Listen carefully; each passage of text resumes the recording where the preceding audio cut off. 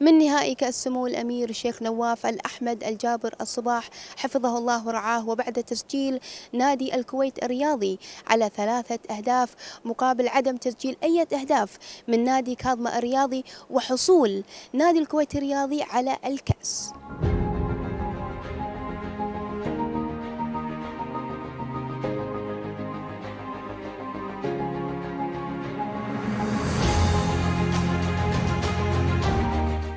شعوركم بعد خسارة نادي كاظمة؟ والله زعلان وايد لأن كاظمة لعب وايد أحسن طول المباراة.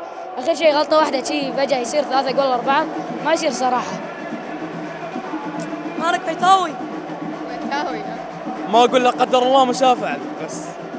والله للأمانة يعني كان مو قد الطموح، يعني كنا متوقعين أوكي حتى لو تخسر بس ما تخسر بهالنتيجة هذه، يعني 3-0 وشنو بعد الوقت الإضافي، يعني صراحة كانت صدمة ما توقعناها والله، بس إن شاء الله الجايات أحسن.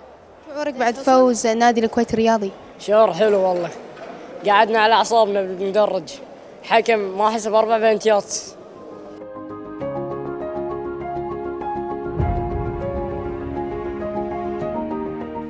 في النهاية نبارك لنادي الكويت الرياضي لحصولهم على كأس سمو الأمير الشيخ نواف الأحمد الجابر الصباح في هذه البطولة وهذه المباراة، ونتمنى حظا أوفر لفريق كاظمة في المباريات القادمة.